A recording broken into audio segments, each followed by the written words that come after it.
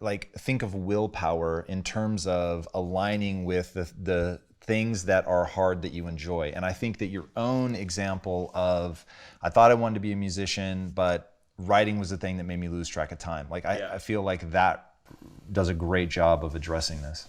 Yeah, I think there are things in our lives where we don't even, I think the things that we tend to be passionate about, we don't even realize we're passionate about them because they seem so normal and obvious to us.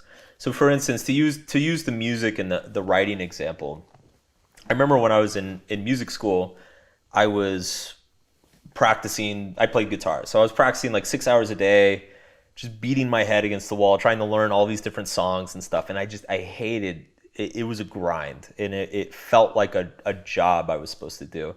And I remember actually right before I quit, there was a kid in the program who was like, he was an all-star. Like everybody knew he was gonna make it, And it's funny, today I think he has 2 or 3 Grammys. But so like I found him in the cafeteria and I sat down with him and I'm like, oh man, like I don't know, like can you give me some advice, man? He's like, yeah, sure, what's going on? And I'm like, just how do you practice this much? Like I'm practicing like 6 hours a day.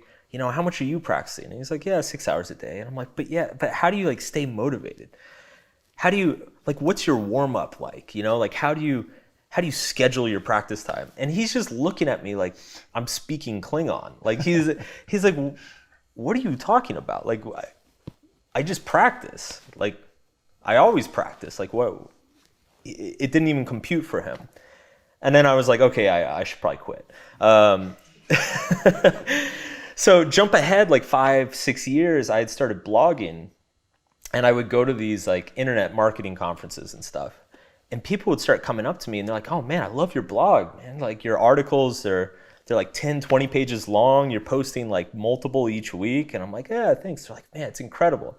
So, what's your writing regimen like? Like how do you get yourself motivated? It starts asking me all these questions and I'm like looking at him like, what are you talking about? Like, I just write, I just sit down and write, I don't even have to think about it. And it kind of like rung a bell in my head of like, wait a second, like that's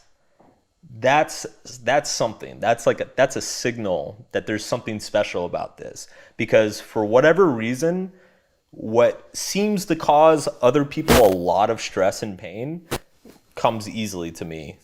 And what causes me a lot of stress and pain, came easily to the guy who did make it through music school. And so I realized that it's not about like grit or willpower or just like wanting it enough. It's a lot of it too is just we're all masochists a little bit, like there's some pain in the world that it gets us off a little bit. And I found mine.